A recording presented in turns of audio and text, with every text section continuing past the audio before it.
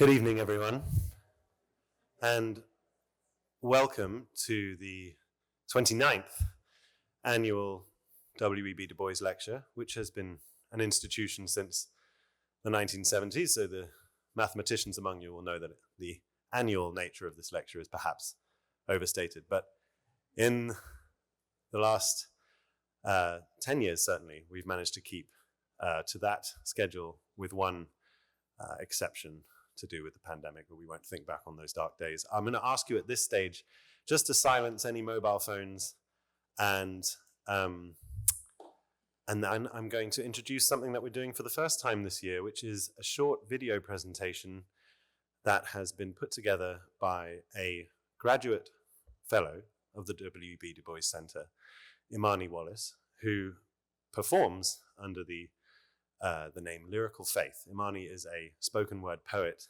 and she has written a poem specifically for tonight in honor of our guest speaker. So I will invite you to enjoy that now.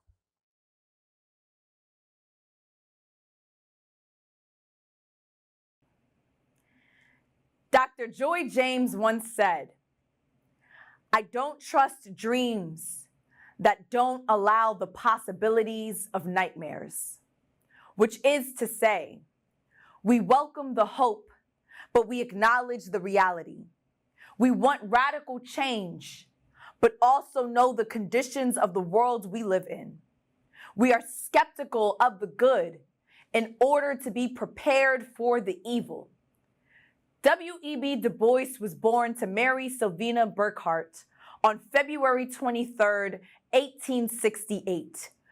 When his mother fell very ill, Du Bois dedicated his time to caring for her until her very last breath.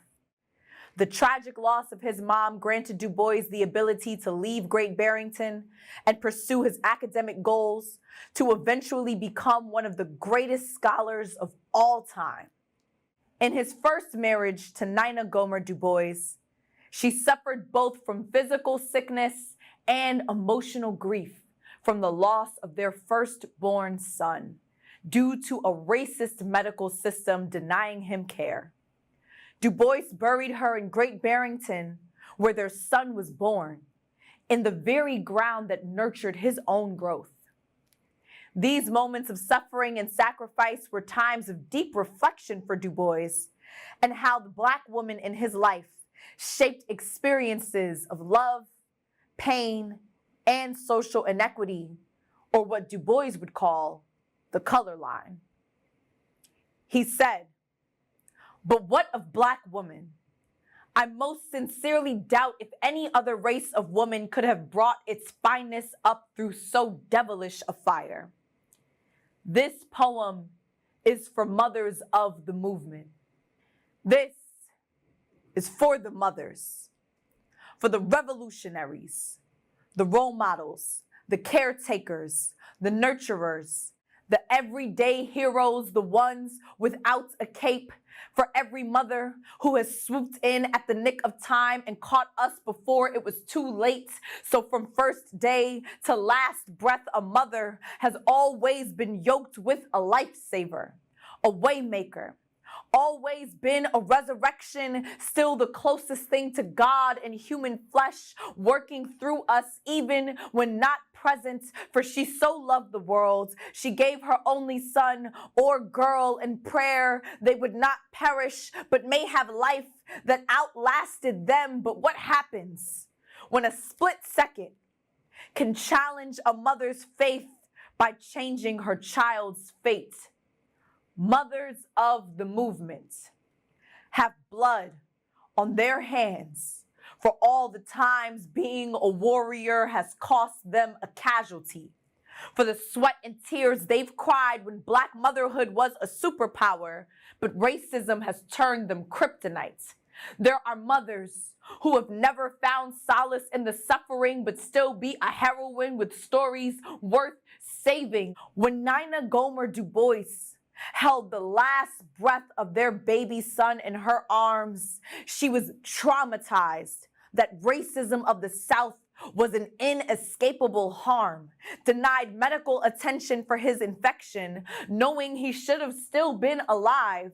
So when he passed, Nina lived each day dying more on the inside. And now, the color line has only been magnified throughout time, captured on tape, leaving mothers to tragic moments they can't escape. Did you know Ahmaud Arbery's mother has never watched the video? That Sonia Massey's mother never wants to see the video again? Her name is Wanda Cooper Jones. Her name is Donna Massey. And those who have described the footage of the brutal unarmed murder gave them all the details she will ever need to know. When Eric Garner's mother, whose name is Gwen Carr, saw an officer put a chokehold on her child, they had to wait 5 long years for judges to move forward with a trial. When Geneva Reed Veal ever spoke on the unprecedented murder of Sandra Bland, silence ripped through the air, while her presence spoke volumes on the bravery it took to be there. Why Black mothers always gotta be so strong? Always gotta come to the rescue, whether it's at the scene of the crime or demanding the open casket afterwards. Mary was a mother who witnessed her son being nailed to the cross. Mary Burkhart was a mother who died a symbol for resurrection in DuBois's life. How to swoop in and save a mother in distress when her child was seen from birth as a threat. This is for the mothers who have marched, spoken, stood, and cried, giving every blow they've got when fighting was their only option, though this was not the plight they cared to be known for. We pay homage to the superwoman on the front lines for the village she raised on her back with a heart full of fire and have never once quit, even when bent or bowed, she can never be broken. This love has covered us all with her hardest hit.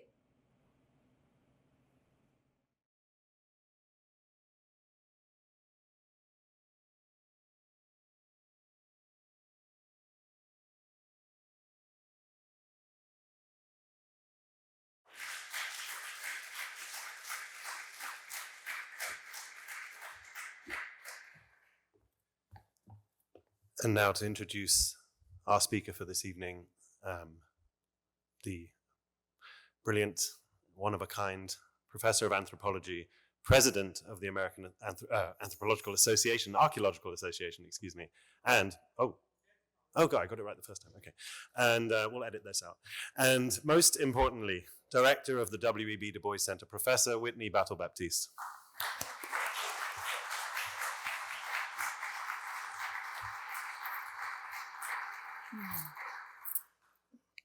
Good evening. Thank you. Yes, that was Lyrical Faith, who brought our first poetry slam as an event for the Du Bois Center, because we want to really emphasize the importance of art when we talk about Du Bois, the importance of art, theater, music in the quest and the fight for Black liberation. I want to start by, yes, welcoming you to the 29th annual Du Bois Lecture. I do want to say, sometimes we forget, or sometimes some of us don't know, that this lecture actually was created in many ways to bring in the scholar Herbert Aptheker, who was one of the first stewards of the Du Bois papers. And they wouldn't hire him here at UMass Amherst, apparently because of his communism. I said the word, ooh, okay. And so this was an excuse to bring him here for a little bit and have him interact with faculty and staff, but most importantly, students. So I am actually going to do a land acknowledgement, not performatively, okay? But all in a way that this particular land acknowledgement was created in partnership and collaboration with Native groups in this area. This is something that was hard fought to have, and I think that is important for all of us to read it and know it. And also, please go to our website and look at the land acknowledgement to find out the history of how this collaborative effort came to be. The University of Massachusetts Amherst acknowledges that it was founded and built on the unceded homelands of the Pecumtuck Nation on the land of the Norwottuck community. We begin with gratitude for nearby waters and lands.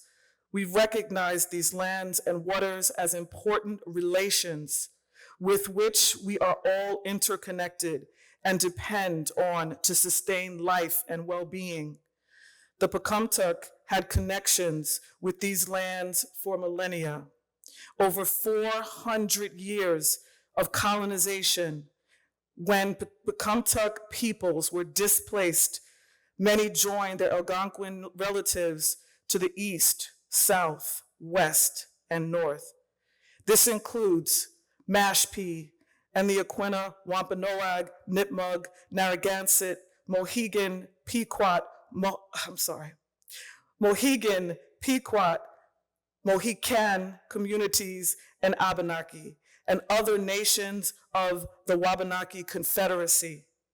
These Native peoples still maintain connections and relationships of care to these lands today. We also acknowledge that the University of Massachusetts is a land-grant university. As part of the Moral Land Grant Act, portions of land from 82 Native nations west of the Mississippi were sold to provide the resources to found and build this university. As an active first step toward decolonization, we encourage you to learn more about the Native nations whose homelands UMass Amherst now resides on, and the indigenous homelands on which you live and work. We also invite you to deepen your relationship to these living lands and waters. So that's it. That's what it is, okay? Thank you.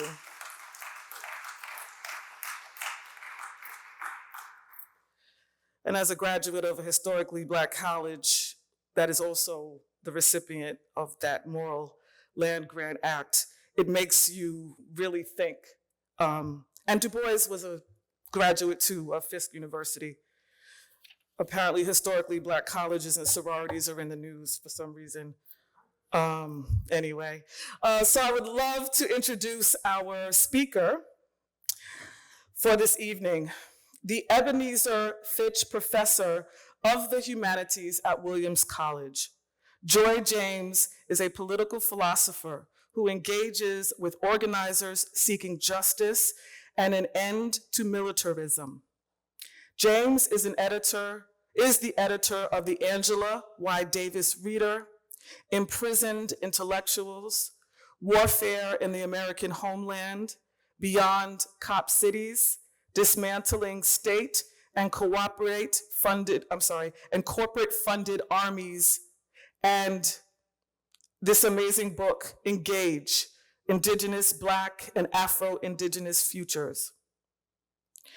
Her books also include Seeking the Beloved Community, Transcending the Talented Tenth, Resisting State Violence, Shadowboxing, Representations of Black Feminist Politics, In Pursuit of Revolutionary Love, New Bones, Abolition, Captive Maternal Agency, and the Afterlife of Erica Garner, Contextualizing Angela Davis. Many of these books will be available for purchase, I'm just checking, during the reception which follows this talk.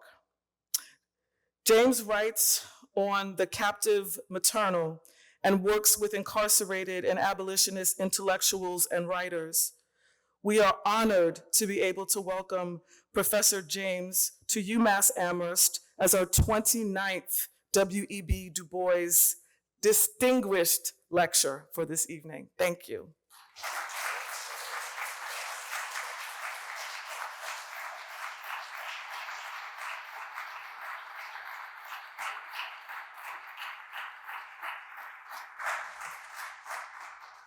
Hello, good evening. You can hear me, right? Yeah. Thank you for the invitation to be in dialogue or better conversation with you. Also, I want to note that Professor Whitney Battle-Patisse is one of the contributors, right, to this anthology. And we can maybe talk more about it later. I haven't been here since 30 years ago. This was my first job. And so I wouldn't be an academic unless they had hired me. And this is a bit of what I want to talk about, this discussion about ourselves as intellectuals, either within the formal employment sector of academia, on the borders of it, right, retired from it, and how is it that it shapes our thinking and how it influences our ethics and our commitments. And of course, you know, I have no answers to questions, but I have a lot of questions. So I want to start with Du Bois and how I met him. So in terms of my background in doctoral studies, my dissertation was on Hannah Arendt. So I steered towards European philosophy. Bailey's here, and you know what that feels like. Reading Hegel or, you know, Marx, which wasn't bad to read Marx and others. But the way in which I met Du Bois was actually through organizing. So you mentioned Herbert Aptheker, and his daughter, Bettina Aptheker, is a very accomplished historian herself. Also a close friend of Angela Davis and very instrumental in, you know, Davis being freed and also people understanding the importance of incarceration. So when I think about Du Bois, I think about the women who trained me. I've said this before, I didn't formally join the party, and Bettina Aptheker joined and then she later left, right? But I worked with RE, Women for Racial and Economic Equality in New York City for a number of years. And RE was connected to the CPUSA. And because of that connection, I was able to meet Charlene Mitchell. She transitioned in 2022 in December, I believe at the age of 92. She was a brilliant leader in the Communist Party USA. She was the first Black woman, before Harris appeared on the scene, first Black woman to campaign for the president, in her case, it was going to be President of the United States, right, in the 1960s. So in organizing and working, right, with various people who were committed to confront imperialism, to address nuclear proliferation, to try to stop the bloody wars that were emanating or being funded from the US to destabilize movements in Latin America, on the continent, the African continent, Southeast Asia. In working with her, I became introduced to the text. So in the earlier mid-90s, Charlene Mitchell told me to go to the Schomburg Center in New York City and to read every memoir that W.E.B. Du Bois ever wrote. And I didn't really understand the task at the time, but she had, again, mentored me not so formally. As I said, I never joined the party, but as an intellectual and someone with strong ethics, she was a North Star, a guiding star. And so when I went to the Schomburg and I started reading, that was my introduction. It wasn't an academic or an assignment as a graduate student or an undergrad or doing a dissertation or anything like that. My first writing that allowed me to be published and so be able to talk to you today, because I'm not sure you would, I don't know how many non-academics come to this podium, but my entry into the academy was based on a singular Black woman who demanded or asked in a nice way, but it was also a command for me to think about our contradictions as intellectuals. And so in reading the memoirs, this is the concepts that I understand about Du Bois, These are the questions I have around Du Bois, and these are some of the ways in which I want to contest his formation and the way he's accepted or promoted in academia. I was focusing on gender politics in one way. So Transcending the Talented Tenth, that book was developed out of Charlene saying, go to the Schomburg. And when I studied Du Bois, I saw our gifts and I saw our contradictions. So one set of contradictions was the way in which he talked about women and gender. And it was lovely what your artist in residence, did in terms of talking about the importance of women and mothers, and also Du Bois's respect for that. But there was also a way in which the narrative of masculine intellectualism was being constantly reproduced, so that when women popped up, they were special or exception, but never the norm, right? Another thing that came to mind was his repudiation of the talented tenth. And I want you to know that I actually wrote a speech. It doesn't always work out that way. So in his repudiation of the talented tenth, this is also when I met Ida B. Wells, right? So when we think about Niagara, it's Niagara Falls, right? And the foundation of the NAACP, there were key people who were going to be present to stop the lynchings. We're talking here in this powerful, sobering narrative about the hardest hit, which is to lose a child, which is to invert natality. Like our children are supposed to bury us. What does it mean when we start burying our children? Because of these encounters with policing, or encounters with white nationalists, or encounters with people who want to start a race war. So when I'm looking at the contradictions of what's happening in the early 1900s to create the National Association for Advancement of Colored People, I'm seeing, again, what I see today, a century later, how money influences our politics, how money, an infusion of money and support can shape our political narrative. So Mary White Ovington is a benefactor or funder of this gathering. W.E.B. Du Bois is there, Mary Church Terrell is there, and Ida B. Wells is there. But only one person will be pushed out, and it will be Ida B. Wells. And that's why I wanted to start with the topic I shaped, the umbrella, right? Like, what does it mean to have rejection in our own movements? And how do we trust ourselves and how do we trust each other? Who are our allies? Who are our funders? We've been in a repetition mode, I would say, for over a century. And so I start by looking at Ida B. Wells and also at Du Bois.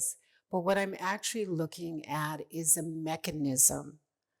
And I would say there's mechanisms in which we're productive, even because we're grieving, because we've lost children or elders, or there are genocides in various sectors around the globe. But, and I want you to push back later, I wonder if we're on repeat mode, right?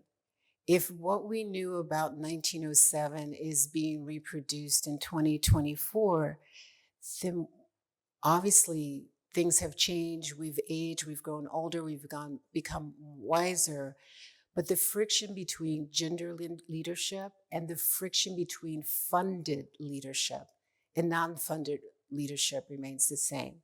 So what happens to Wells? She's pushed out. And Wells is a formidable anti-lynching crusader. She's one of those people who took the hardest hit when her 2-year-old goddaughter, Maureen Moss, had her father, Thomas Moss, lynched for competing with a white grocer in Memphis.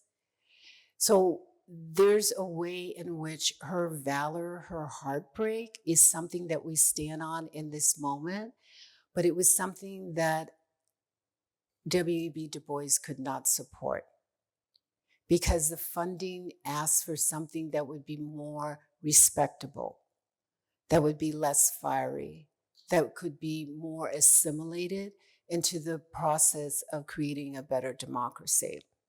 So when I read his memoirs, and I reach to that point, I read 4.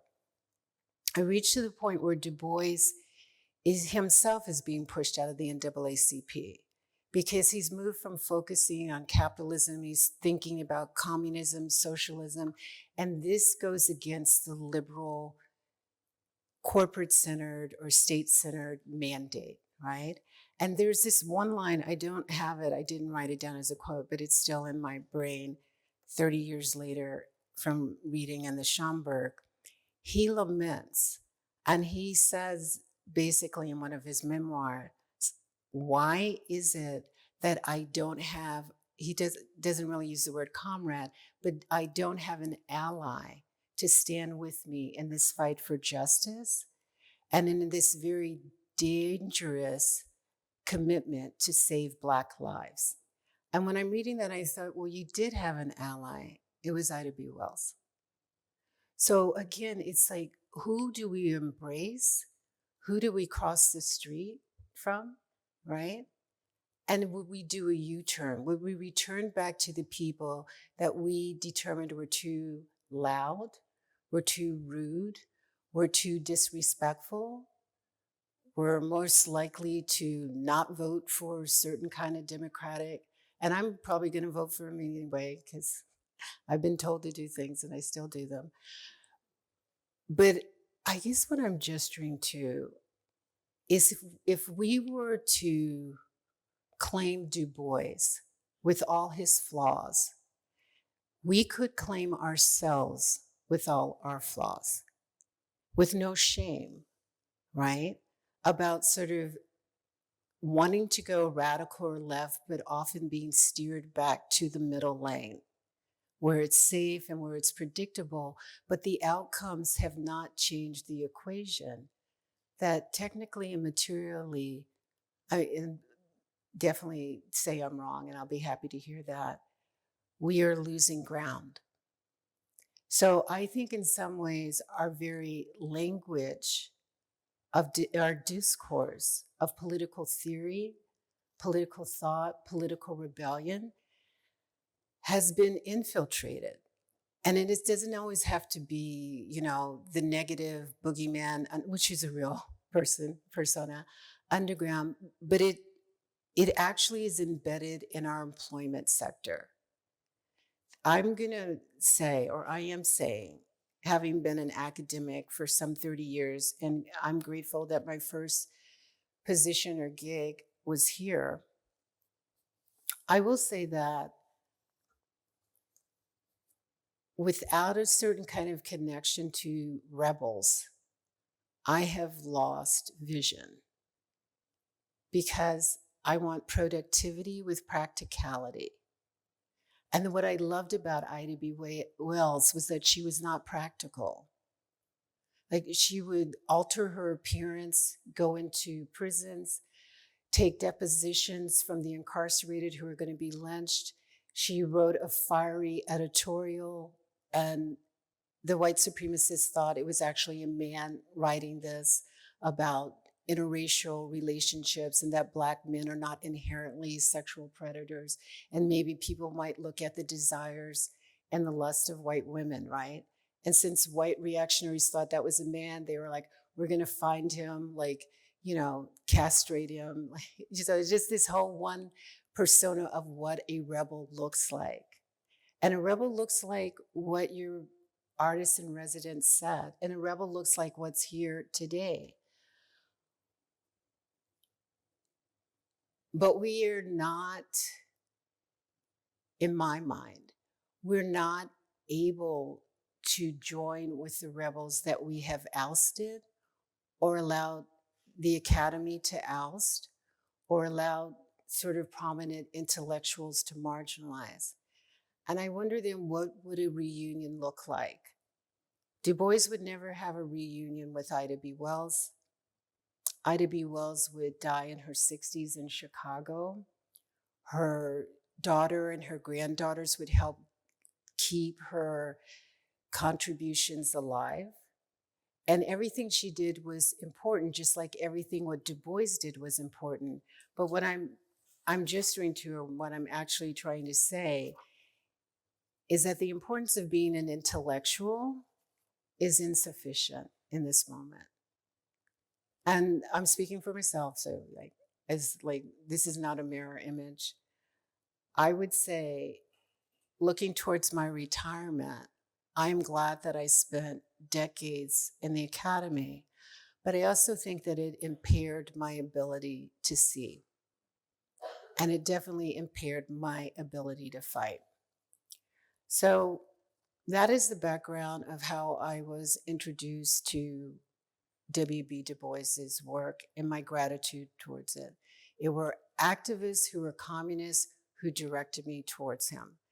Ida B. Wells, it's a bit different. My mother and her twin who raised me went to the fields to pick cotton in Mississippi when they were 5 years old. So they never had a childhood, but they had a pedagogy.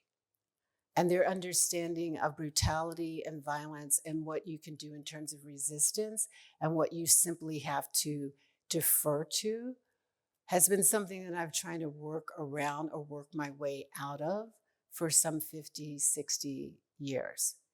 But still in that instruction, their fierce commitment, and I'm wondering if it's a class issue. You know, my parents were I call it bifurcated. Like when my mother was picking cotton, my father was having private clarinet lessons in San Antonio. But it's that split identity, right? That pushes you to stitch things back together like your grandmother's or great-grandmother's quilts. Like what we inherit are rags, the hardest hit. But with those rags, we create culture and beauty. And also what we've gotten or we've received from Du Bois is very important. But what I'm trying to say right now, there's something about the working class. There's something about the so-called lumpen. There's something about on-the-ground intellectuals, which is different from the training that I've received and I've benefited from for decades in the academy. There's something that is different about the incarcerated who risk their lives to write analyses and put them forward so that we can learn with them as well, not just to have pity or make contributions, which are important to get them out in terms of attorneys or get them commissary, food, et cetera, et cetera. If I look at W.E.B. Du Bois and Ida B. Wells, if I understand that W. Du Bois died on the eve of the March on Washington, right, in 1963, August 27, in Accra, Ghana, I see flight. I don't see submission. I don't feel defeat, but I see flight. If I think about Ida B. Wells dying prematurely, Du Bois lived to his 90s. Ida B. Wells had 30 years left. But always working with the working class, always working with people migrating from the South, right, to Chicago and so forth. Even John Bracey, he's your colleague, right? The historian. We were on a platform together in 1920, not 1922. Okay. I feel like I'm an old soul, but the numbers don't add up. In 1992, we were on this platform, we were talking about Ida B. Wells mostly, but also Du Bois came up. And what Bracey said, and I can remember it like 30 years out, right? He said that if Ida B. Wells was in your neighborhood or lived next door, you would want her to move. Because when the Klan came to firebomb her home, maybe they'd get the numbers wrong. Or maybe once they got the right house, but then everything burns down. It makes me think of Move 1985 in Philadelphia, right? That the proximity to the hardest hits sometimes make us think that we should retreat from those who were hit the hardest. And so what I'm just trying to talk about, mostly for myself, so I'm using you for free therapy, is how I would undo the class conditioning that pushed me away from my mother. My first language is not standard English. Nobody has standard English who goes to the fields at age 5. So how do we integrate ourselves? How could we say, as our ancestors on the other side, that Ida B. Wells and W.E.B. Du Bois are having tea are walking together, right? And that the bitterness of the betrayal against her to marginalize her is not still a stain or a wall that we can't bridge. I want to move in terms of how there might be a possibility. Professor Whitney mentioned, I believe, the captive maternal. I want to move to that, and then I'll move towards close soon, because I really like dialogue more than monologue. I, for decades, have been a beneficiary of a number of prominent Black women. Now, we don't all agree, but I've learned, and so I'm not going to lie about that. So I've been taught feminism. I said a certain kind of radicalism from Charlene Mitchell, feminism from Angela Davis, feminism from a whole host of people, mostly Black women, right? And when I think about the feminism that has been developed, I've started to think, like one of the first books, I think you mentioned shadow boxing, right? And that was sort of me breaking away from the pack, like starting to critique Black feminism and wondering, I think it was the year 2000, so that's like almost 25 years ago, if Black feminism was managerial. So what happens when Black feminists become management, and then decades later, it's like we're going to save the world, as if like we were, I don't know where Superman was born, but it was some other planet. And it's like this way in which what is pushed upon us is this obligation to struggle even when we impair our health. Because the narrative is already out there that we're going to liberate, we're going to win, we're going to get the right Democratic candidate in office. So it seems to me that this imposition is a form of harm, but also it becomes a refuge for some. Because in a twisted way, it may be that you would rather be special and important in leadership than maintain your health in your nervous system. And sometimes it's about visibility, or sometimes it's just about obligation, that our communities have been hit too hard, so we're going to take additional hits. And what I've been trying to do over the decades is not disparage Black feminism, because DuBois did not disparage it, but to embrace it, you know, maybe with one arm, and not do the full bear hug that I would have done decades ago.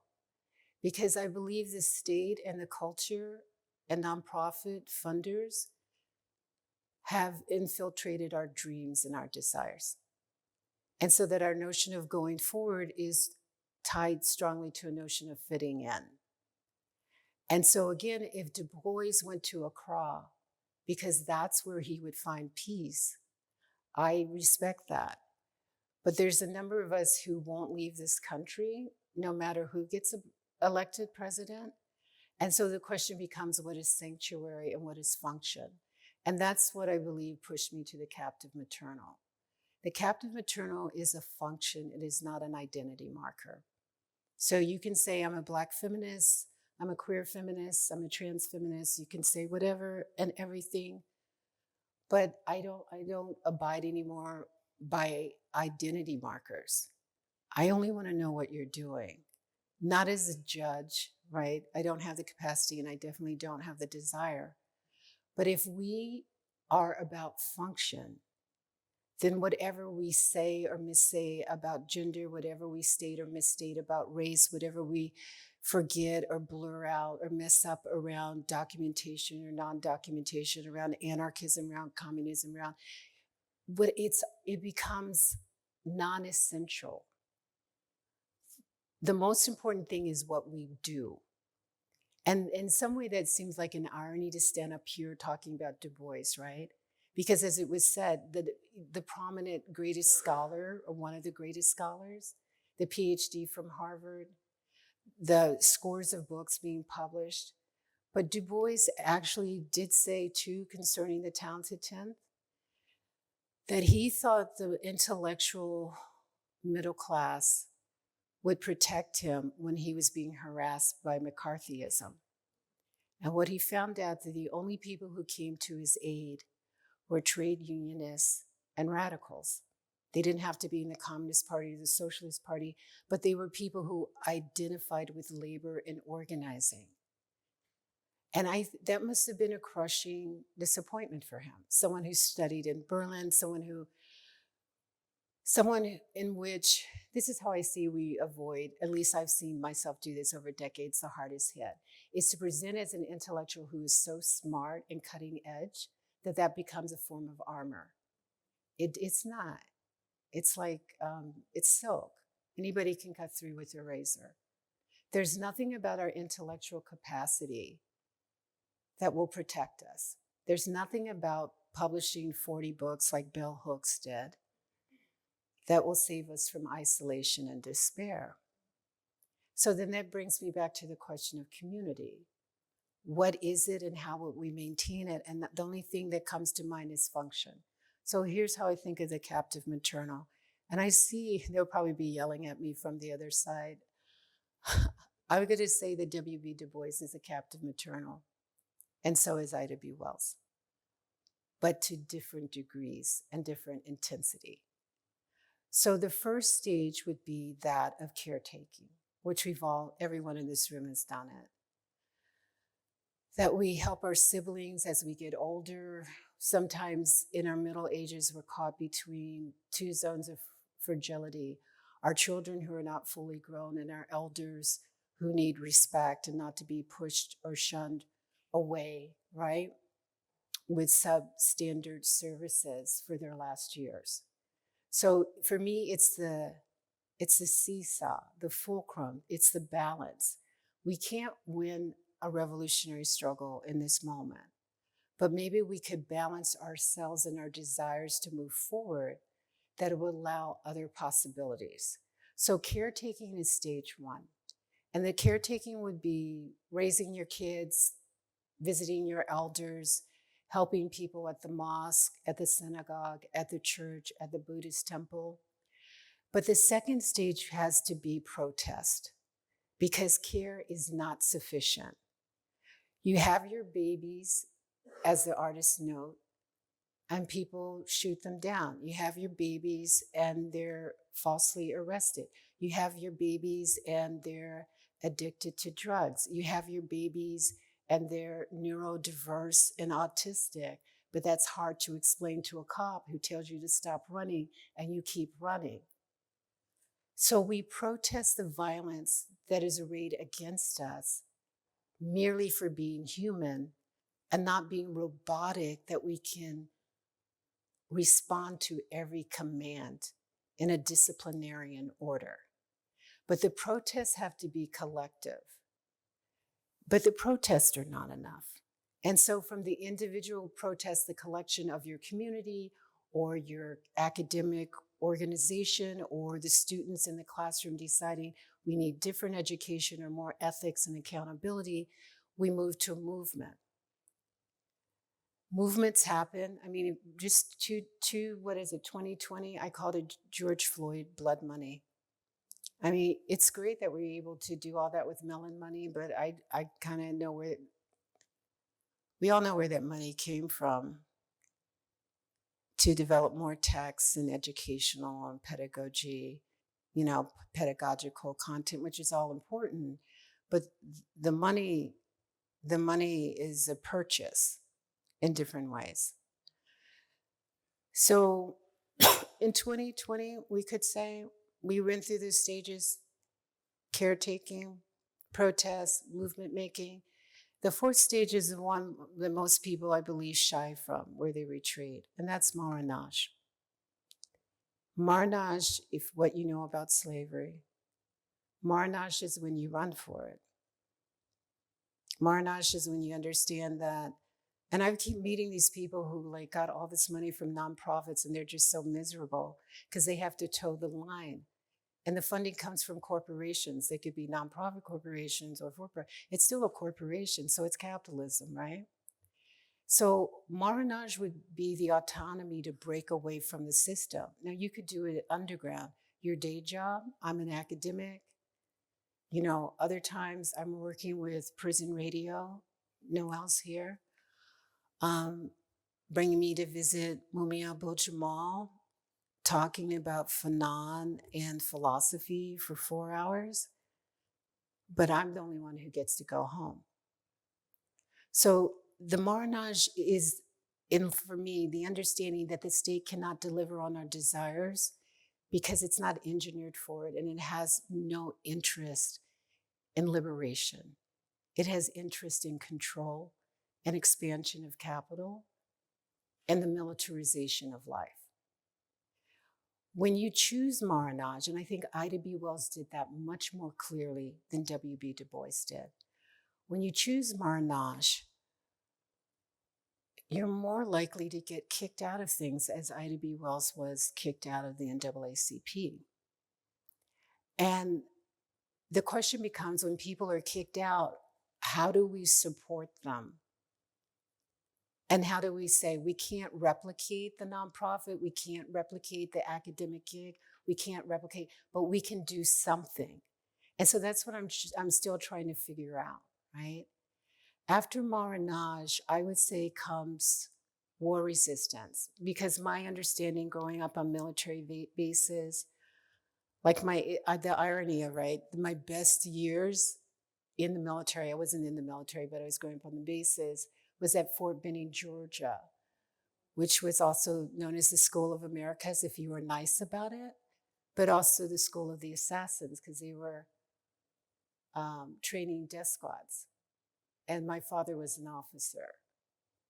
So if we deal with our contradictions, and it's not like guilt or shame, but we would have to think, or at least this is how I think. And I don't think Du Bois, I don't know if Du Bois thought this way, but Ida B. Wells definitely did. If war encircles us, if predatory war is the norm of the state, both in foreign policy and domestic policy could be if you get an abortion, you can get a homicide charge, spend the rest of your life in prison as a woman who needed to make a choice, and definitely a painful choice. If we move to the zone of war resistance and we can intellectually acknowledge it as a reality, I think that would free us up. I think that would mean that we could have conversations in our dreams with Du Bois and debate about, did you see the war zone? Why, like Ida B. Wells was in there by herself. You pushed it. What's going on here? How do we have a reconnection? How do we have a bridge, and so on? Well, the war resistance, and I'm going to wrap now. I'm not, how to say this?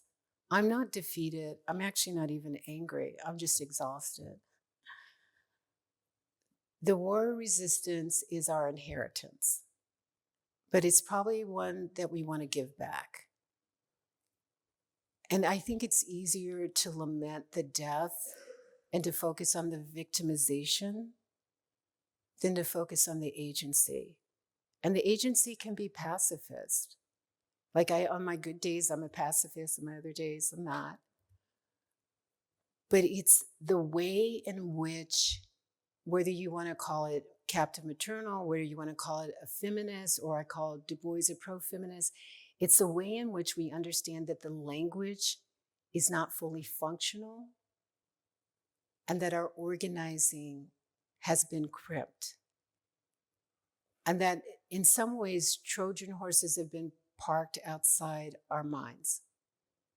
Like, you know, it's very shiny, it's very pretty. Okay, just wait till the sun goes down and see what comes out. I want to close by thinking about love. I mean, as it was noted, Du Bois's wife deeply, and as did Du Bois, deeply loved their child, which they lost.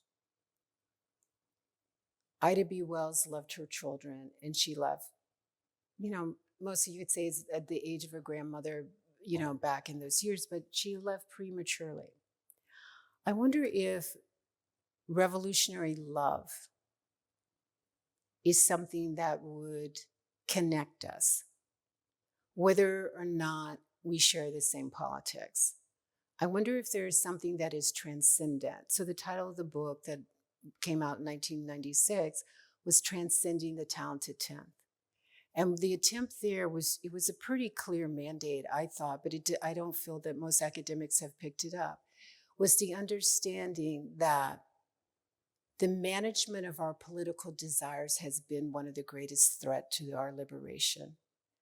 So, you know that Spelman is named after Laura Spelman, who's a Rockefeller. You know that Morehouse is named after Henry Morehouse, who's a white philanthropist. That means our prestigious, the most prestigious HBCUs have been cultivated, have been developed, shaped by the desires of wealthy corporate white interest. And one of those mandates is that this is the talented tenth that DuBois embraced in the souls of Black folk in 1903, is that only a fraction was to lead. That's why it's a 10th. The other 90% were to follow. And if that was put in place in the early 1900s, that has been running on fuel for over a century. So that our leadership now still abides by that notion of a fraction of elites speaking for the mass, whether they're Black, whether they're Latino, whether they're white, whether they're indigenous, whether they're Asian. This is all, color-coded racial casting, right? So the question becomes, how do you break out of that? How do you transcend? And this then is what I think of the possibilities of revolutionary love. I've met people who've introduced me to people who were facing life as death in prison, who talk about love, not fear, who have a courage to say, we can be hyper intellectuals all day long, and that's a good thing, but we also have to speak to the wars that are being arrayed against us, and we need strategies to address that warfare. And so for me, agape, I did, like I was doing time, I was in seminary at Union with Cornell West and James Cone.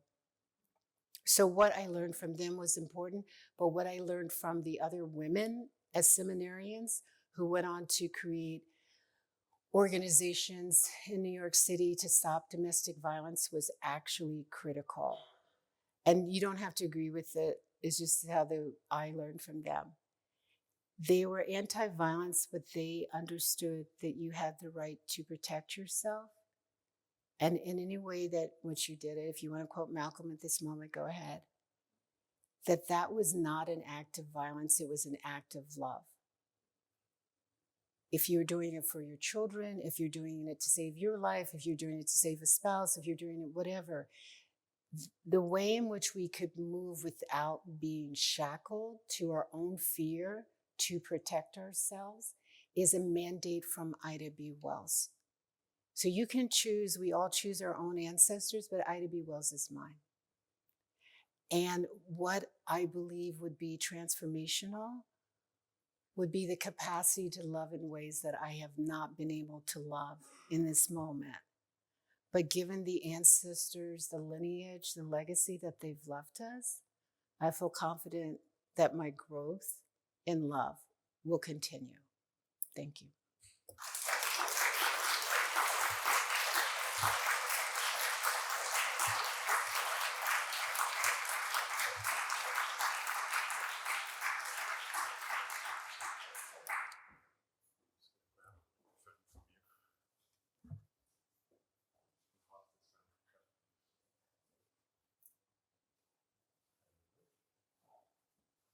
Hello? Oh, that's working.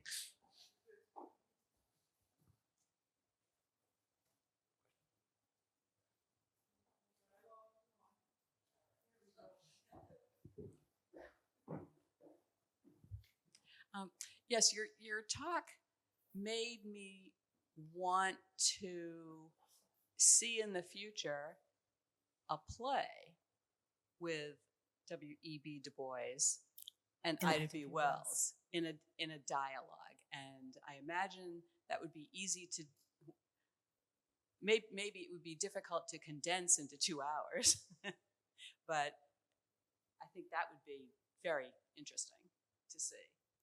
I think it would be therapeutic as well. I think so much of us,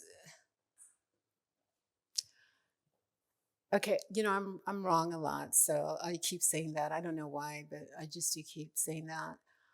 I feel that in order to be somebody, we have to be special. Like go to the right university or teach at the, that we have to be elite, even though we understand the functions of elites, especially the managerial ones, right? And so for W.E.B. Wells and DuBois to sit at a table and to go back and forth,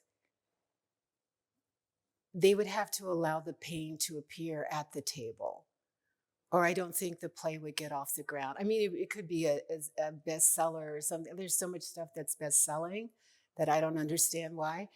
But there may be like the way they code food for taste buds, right? It's not nutritious, but you're like, oh, more, more, more. So if we could, this is what I meant about the grief of betrayal. It would be so great to have stronger backing, and it would be so wonderful to know that your communities can trust each other. And, so I'll just break it down, like Black people can trust Black people. So yeah, that's not how it works, right? And so when we do sit down at the table for your play, you could write the play. Or when we sit down at the table next week with somebody else, trying to figure out, okay, what's the next step around poison water, or what's going on with Flint, there's wars, et cetera, et cetera. I think the question becomes, how vulnerable will we be, or will we just be polite at the table sipping tea? Like the chamomile is really nice. But because then also you have to worry because people can throw china, right? So that's the risk of being honest. Because I feel that we have so much weight pressed down upon us that if we ever started saying what we really think, and all the years that we devoted to organizing and learning to get a certain kind of end product, like here are your 2 presidential choices now, I think we might start screaming at each other. But I think that's more honest than just sipping tea. And then once we finish screaming, then maybe we can move past that. It'll linger, but now we can okay, we did that. So now what do we want to do that doesn't look like betrayal? So thanks for the play. I'll look for it. Oh, W.E.B. Wells. No, W.E.B., she's an ancestor for a reason. She's much more fierce than I am. You're going to need somebody who's more brave than me.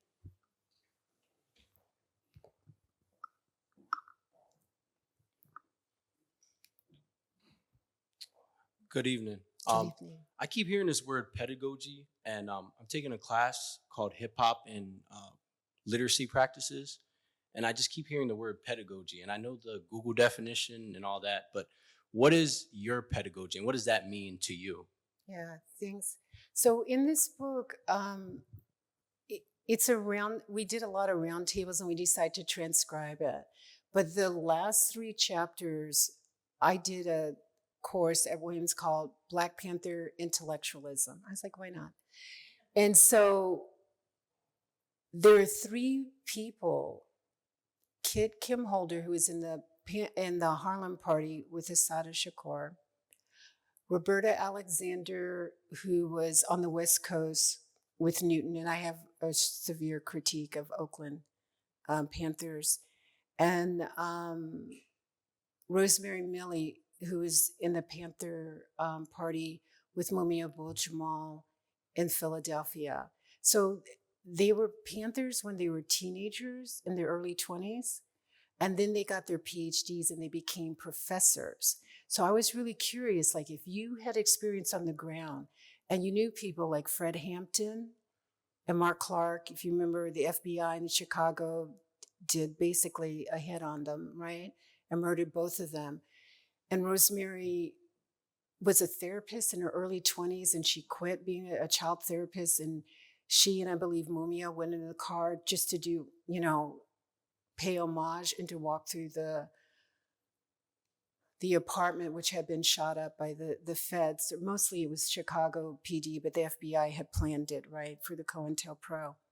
So I was trying to figure out, if you've experienced that kind of trauma, if you still want to do the breakfast programs, you still want to do the literacy, almost at penalty of death, how does that shape you when you go to grad school, get a PhD, show up in the classroom, and put a pedagogy on the table for the students?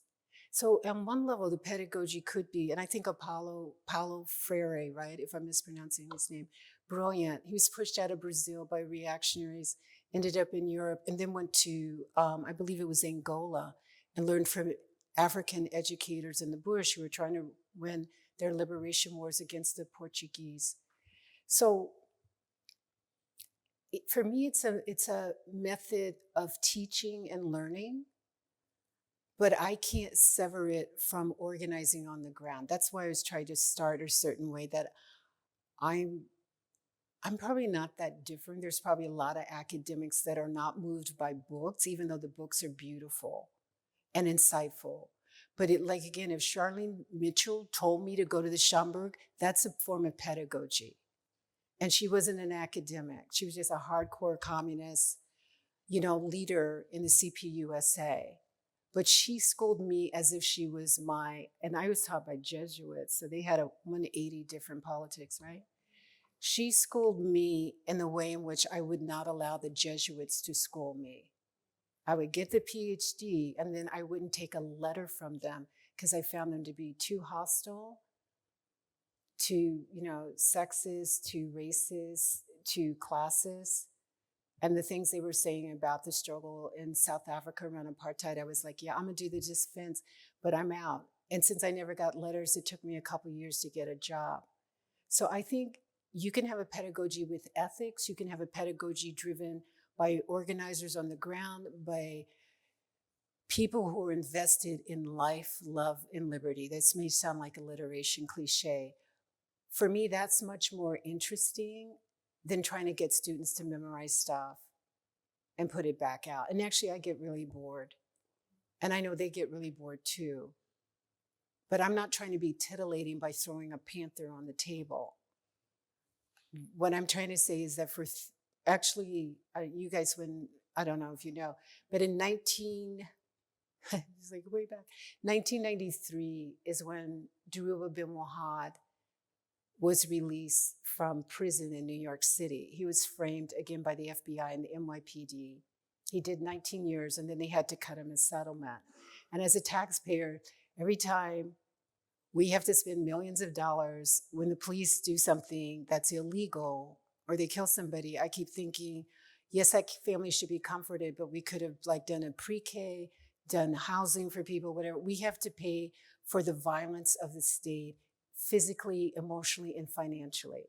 So when W.E.B came out, I was teaching in women's studies, and a Panther vet asked me if I would host him in my house, and I'd never met him, and I did. And there was energy. If you've been in for almost 20 years, and you have to look over your shoulder, so you have different kind of pedagogies, different pedagogies to stay alive in prison as a Panther, right? But he ended up giving a talk here on this campus. And so just having him in my house was a learning. Like for me as an individual Black one, I don't even know this guy. He's like underground Black Liberation Army, da-da-da. But again, like I said, I grew up with weapons, so it was like, yeah, it's probably not gonna be a big deal. But pedagogy can be anything that lights your mind on fire. I think though the academy would rather douse those fires. And so then sometimes in the classroom, you have to maneuver around it. But these roundtables move from liberals to radicals to people who were vets and who were linked to the underground or in different ways, like a family member, is doing 8 years in prison or something like that because they were a Black Panther. So I learn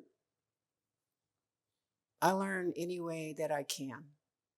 So that's my pedagogy.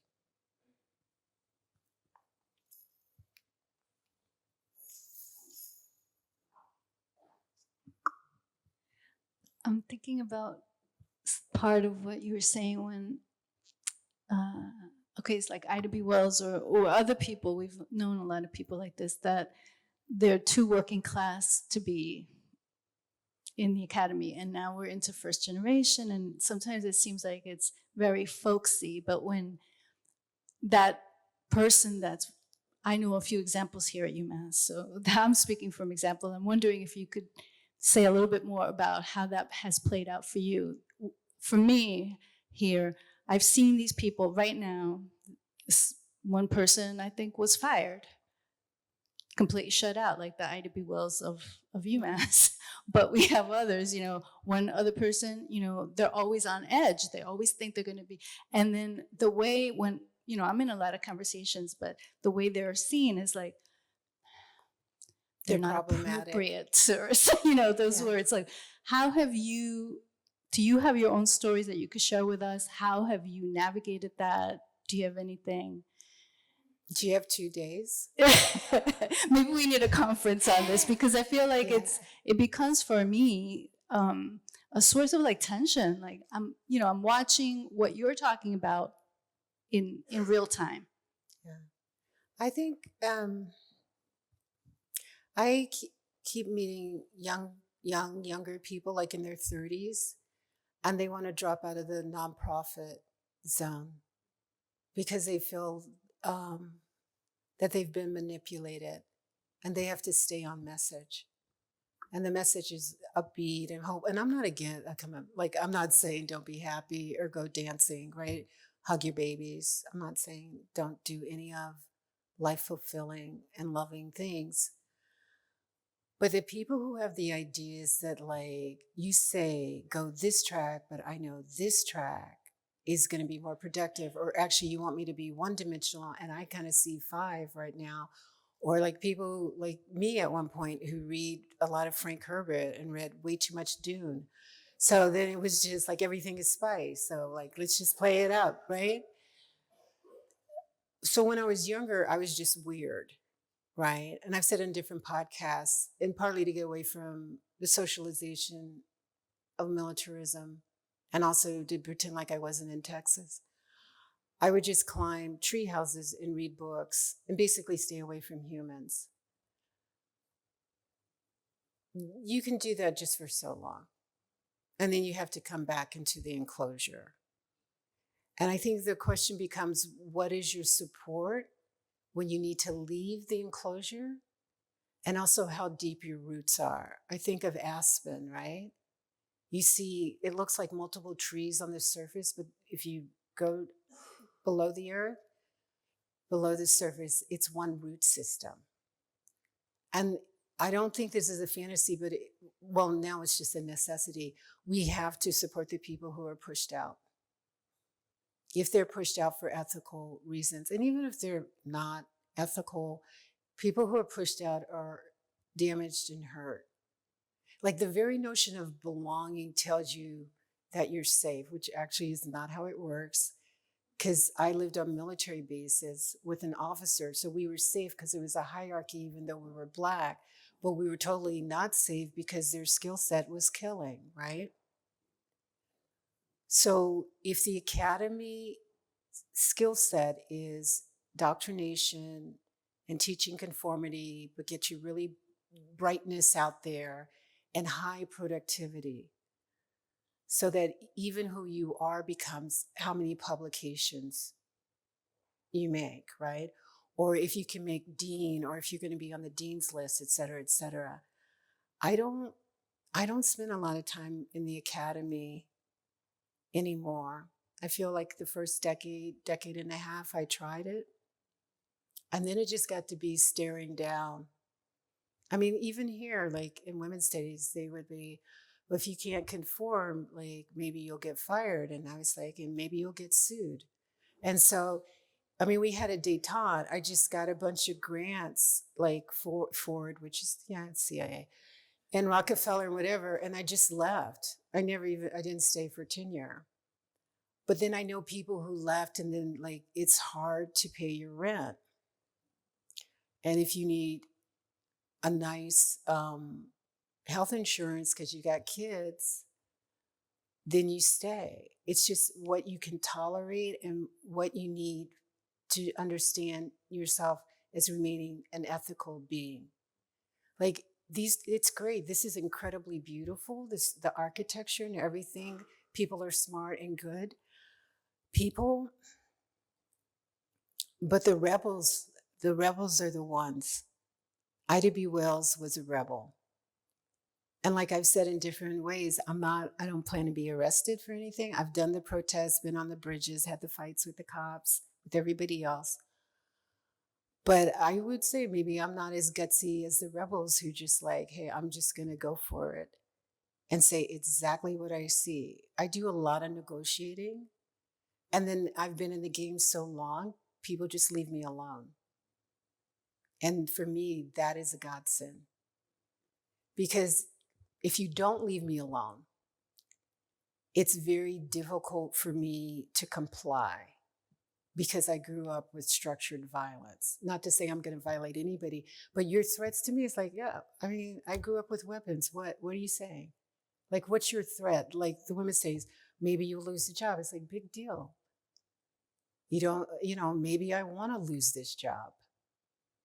But the basic need to be able to provide for yourself and family, have housing, have decent, standards of living, which everybody should have. The way I see this economy and the academia, it's becoming much, much more difficult.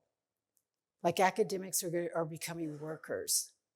Not quite like Amazon, but you know where it's going, right? So it's mass production. And it's keeping on time schedule. And yes, you have a brilliant mind, but if it's not useful for the corporation, we really don't care. And so how you keep yourself intact, I mean, you have to decide. For me, I actually end up not as a therapeutic, I hope not, because that would make me a bit of a jerk. But I end up working with people who face severe repression that I've never faced. And so then I end up writing about Ruchell Magee getting out. And actually, he was exonerated.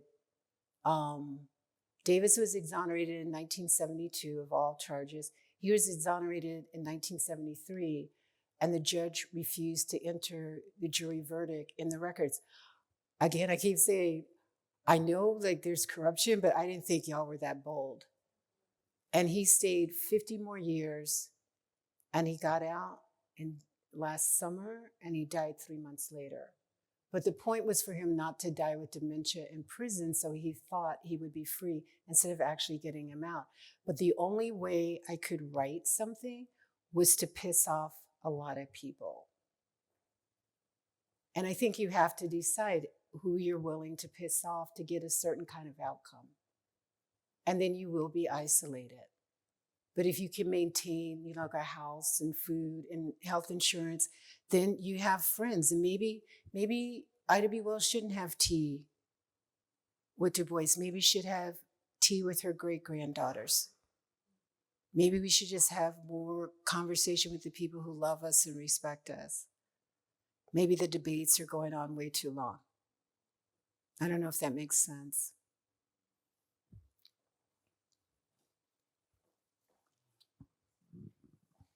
Good evening. Good evening. I'm grateful to be here in conversation with you. During your speech, you said something that gave me pause in a positive way. You said that your identity, your orientation, like your alignment is not as important as what you're doing, or you're not as interested in like that as what you're doing. And it reminded me of a quote by Brittany Cooper and Mickey Kendall, who said, respectability will not save you, identity politics will not save you. But I'm curious, what gave me pause in that was, so what kind of action are you interested in? Like, what should we be doing in that case? Yeah, thanks for that. I would say, when I talked about the stages of the captive maternal, and I talked about, caretaking, which we all do, you know, from bubble bath to whatever, to protest, to movement making, to marronage, to war resistance. For me, it's we resist all war, all forms of warfare, all forms of predatory warfare. Because I know people like, you know, my dad was doing the predatory thing, but I know the people who are doing the liberatory stuff too, right? So for me, that would be the spot to stand on, but the vast majority isn't going to go there. And so I have to decide how much I'm going to invest in moving towards that site. And most people won't talk about war resistance. They talk about ending wars, but they talk about individual war, right? It's like Sudan, like I went through Palestine, you know, and that's all important. But we live in an empire. It's turning out to be one of the bloodiest in the history of the world. So I don't think it's going to keep us up at night, but some of us are like, hey, what's the possibility of dismantling a Trojan horse that's pretending to be a democracy? And my understanding of conventional academic abolition, et cetera, is that they won't go near that stage. So everything stays within the state. Everything is statist. I am anti-statist because I grew up on, you know, I'm born in Frankfurt. I grew up on state property, and I was trained to be a loyalist to the state. So I feel one thing I respect them for, they're not afraid of violence because they're trained for it. But then we're afraid of violence. So what do you do if you're afraid of violence when you confront somebody who's not afraid of violence? You call the police, which, you know, now you're in the loop. Because the police work for the state and corporation. We did a recent anthology, Beyond Cop Cities, which you mentioned. It's the militarization of policing around the globe now. And there are probably 80, I've heard different numbers of cop cities in the US. Tortuguita, this 27-year-old non-binary environmentalist, shot at least 12 times by Georgia State troopers when they were sitting on the ground with their hands up. So what happens when the police think their function is to engage in occupation? Then what populations will be occupied? Will be seen as threats to the state. So there's a number of people, white and Black, who are facing domestic terrorism charges for handing out COVID masks. I mean, nobody had a weapon. The only person who died was killed by the state. So this is when, like, Catch-22 or, you know, Orwell's, like, everything is inverted. It's just so bizarre.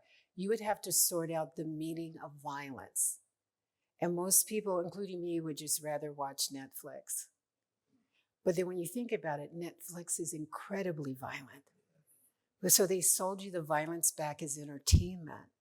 So now you feel that you can handle it. You're a consumer of visual violence. And that's why when the women, they were in their 20s or 30s, they're like, we're gonna protect children, women, and men who are also violated in domestic abuse, right?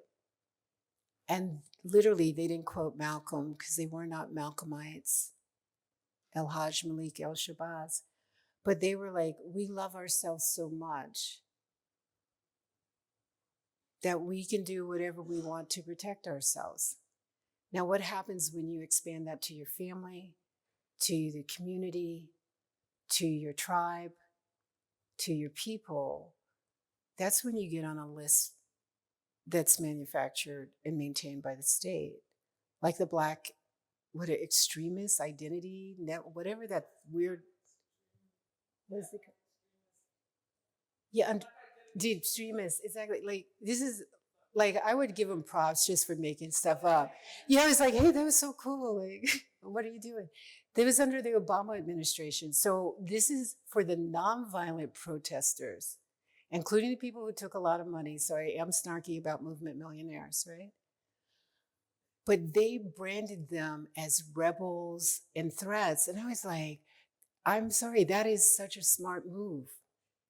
When the people who are just being peaceful are now a danger to the state, that means you can roll on everybody. When I think about, because I'm in and out of New York City, so the Columbia University students were hurt, beaten up, they were arrested and then let out by the NYPD. And Eric Adams, who's now, he better be investigated more quickly by the FBI. Eric Adams is a former head of NYPD, right? So now he's the mayor. So the Columbia University students are at a prestigious university. The CUNY kids in Harlem are not. So the Columbia University students are harmed. I'm not saying they were not. But the kids who are working class, and mostly kids of color, they broke their teeth. Totally unnecessary. It's as if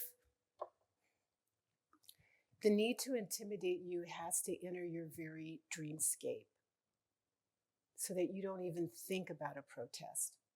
And that's what Cop Cities is. It's the criminalization of protest. And you may not agree with the politics in this zone. I'm trying to say it over and over again. There are war zones everywhere across the globe. And if you don't like US policy, you're going to be an extremist. And if you throw black on it, then you're going to be more vulnerable. But then the clever thing was then people just dove in. It's like, I'm going to go to hell for this one. They dove into the money. It had to be over $1 billion that flowed after George Floyd. And once you go into a nonprofit or for-profit, once you go into a setting, you're protected because they know you will never take the risk to challenge the state. But you will be caring first stage. You will protest second stage. You will do movement third stage, but you will not separate from the state. You won't do marronage. If you don't do marronage, you belong to the state. I mean, you could chant and Buddhist and just say, I don't belong to anybody. Good luck with that. That's not what the cops see when they want to come for you. It's not just Trump who said it's either us or them. This was happening way before Trump. So I guess for me, it's like, what are the creative ways that we love ourselves to outthink the fox? To get out of the enclosure. Maybe I'll just, Attica. Like I never visited Attica. I don't visit prisons like museums. It's not a thing for me, right? If I go inside, it's to talk to somebody and see if I can be useful. But Attica supposedly tripped off when George Jackson was killed in San Quentin on the other side of a continent. Now the men in New York, so Jackson is in California, Attica men are in New York, upstate New York. They never met George. He went in when he was like 17. He died when he was 30, 31. Foucault, in a pamphlet that Gallimard put out, said this was an assassination, right? So how is it that somebody you never met has an impact on your political resistance? But in Attica, once they hear that he's dead, and then he was shot in the back by prison guards, and it was a bloody mess. Other people died. Once there's this understanding, a small group refused to eat. So they're doing this protest, right? And then they've never met him, but his book, Soledad Brother, is contraband, but they're reading. This is what I love about books. That's sitting down to tea with somebody. If you sit down with a book that really speaks to you, you're having that conversation that W.E.B. Du Bois and Ida B. Wells should have in the future. So they loved him based on what he wrote. And what he wrote was that your life is valuable. You have the right to resist, and law looks like fascism. You don't have to agree with it. That's what he said, right? When they take over the prison, I see captive maternals. Unfortunately, several people die. I believe 2 trustees, and I believe a prison guard died. But when they take over an entire prison and they make it a freedom zone, right? So they do education, they decide who's talking to the press, they do food delivery. This is all the caretaking. They sing to each other doo-wop songs from the early 1970s. They reach every stage. First they protested, don't call me the N-word, don't call me boy, don't make me work in prison for 27 cents an hour. And then they were like, okay, nobody's listening to us, protest, now we're gonna do a movement, we're gonna take over. Then they went into the resistance mode. So what did Governor Rockefeller do? He called in the National Guard, and they brought in surplus weapons. I guess they weren't surplus. My dad was in Nam. They brought in weapons from Vietnam, and they shot through the white prison guards who were hostages in order to kill the Black and brown rebels who were incarcerated. And there was 1 or 2 white men who also died as radicals, right? And then when the National Guard withdrew and the prison guards entered, you could read Orsami Burton's book, Tip of a Spear. They continued to kill and to torture and to rape, the survivors. So under those conditions, they risked everything to be free, even for a moment. So they went through the stages and then they scaled back down. But the way I see history, because we love, we will always go through these stages, not the mass, but a minority. It will likely be multiracial, and they will be devoted, and they should not be martyrs. So for those of us who are not gonna make those risks, this is what I'm trying to figure out for myself. What do I owe the risk takers who go through all these stages until the police comes down so heavily, the National Guard comes down so heavily that they're forced to retreat into some kind of subordination or obedience? We're gonna keep going through that cycle over and over again until we figure out how to get out. And maybe it's our grandchildren or our great-grandchildren who figure it out. But there's no way to get out without cost. And maybe that's why I lean towards love. Because there has to be something that makes this worth the endeavor. And for me, love is sufficient. So thank you.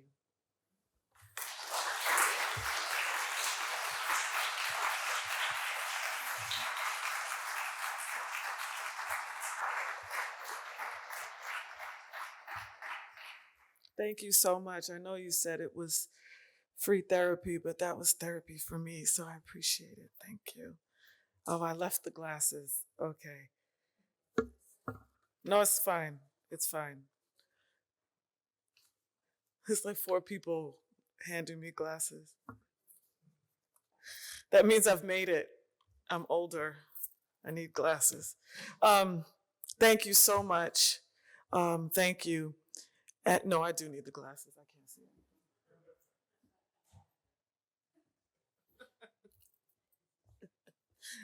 I was trying to be resistant, but that was not working. So I'm going to give a long list of thanks and acknowledgements. Yes, so our donors and supporters, Chancellor Javier Reyes, Provost Fawad Abd El Khalik. I think I said that right. I'm still working. And he's brand new to our campus, so we all have to say it correctly. Our Dean of Libraries, Nandita Mani, Associate Dean for Special Collections and University Archives, our newly arrived Adam Ware, Imani Wallace, also known as Lyrical Faith, for her poem and her the constant energy that she brings us and brings into the DuBois Center. Everyone associated with the Robert S. Cox Special Collections and University Archives Research Center, our partners in the W.E.B. Du Bois Department of Afro-American Studies, the events team spearheaded by the amazing, phenomenal Kim Phil. Thank you. Technical support and live stream. Thank you so much to Luke Doubleday and Josh Silver. I got it right. Thank you. The Old Chapel manager, thank you so much, Jim Neal, Bethany Morissette, and everyone from UMass catering team when we go downstairs. And just a couple of updates on what we're doing, because we are busy at the DuBois Center, which is located on the 22nd floor of the W.E.B. DuBois Library. And if you attend here as a student, it is a space that is open for you to sit down and enjoy all the studies, bring your laptop, bring yourself. It's a positive way to occupy space, because that's a very loaded word. But we would like folks to come and use the space. Yeah, just use it. So our 2023 and 2024 highlights, which I usually do at this event, visit to Ghana in August of 23 to commemorate August 27th. It was his 60th anniversary. It was the 60th anniversary of his passing, and it's a big event, so I went there, and that was good. Hopefully, we will be able to get people there more frequently, as we also have direct connections with the the DuBois Museum Foundation, which is from New York City and Accra. The first ever W.E.B. DuBois Poetry Slam was a celebration of his birthday this February. An amazing cohort of postdoctoral and graduate fellows, and always past graduate and postdoc graduates, fellows that are with us here. And reaching the milestone of the 250th Breakfast with DuBois. If you don't know about it, please ask about it. Every Monday from 9:30-ish to 11-ish, we read a text together. It is community members, it is folks from everywhere from across the country. Sometimes we have folks from across the pond on Europe and or the continent, as well as the Global South. Shout out to the Global South, and stuff like that. So we've reached a 250th Breakfast with DuBois every Monday, even holidays, every Monday. The discoveries made by our scholar in residence, Dr. Philip Luc Saint-Hilaire, in the newly acquired scrapbooks of Yolande DuBois, who was the daughter of W.E.B. DuBois. Expand our presence. Our goals for this coming year is to expand our presence on and off campus, including in Great Barrington, the birthplace of W.E.B. DuBois. We have a thriving partnership with the W.E.B. DuBois Freedom Center out in Great Barrington, and we have support. We support the work of the W.E.B. DuBois Museum Foundation in Ghana. We also providing more events and programs for a greater range of audiences than ever before, including another poetry slam. And we are in the process of producing, or we are going to produce, new educational resources for K through 12 and university classes, and keep producing groundbreaking scholarship through our fellowship program.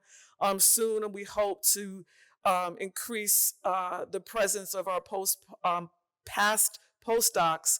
We've had so many recent books and scholarship that has come out of our DuBois scholarly family, and it's nonstop. It won't stop, can't stop. That was hip hop, I'm sorry. And I'm of that generation. If you're over 50, you are. The rest of you aren't. So thank you again for coming out. Oh my gosh, I really just saw Lisa McLeod. I didn't know she was in the audience. We have a new book coming out. We're having a book party, October 17th. The title of the book? Yeah, really.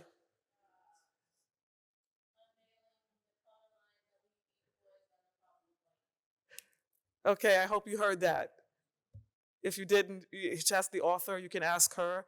That's the type of scholarship that we have going, and we're so glad that we can have a book party for her at the DuBois Center. So those are the kinds of things that we want to bring to you. And we want you as graduate students to come and apply to be graduate fellows. Graduate fellows, etc. And if you're faculty, apply to be postdocs. You too are eligible. So please come with us. I would like to invite everyone to come together in community and for us to go downstairs and have some heavy hors d'oeuvres. Is that what you call it?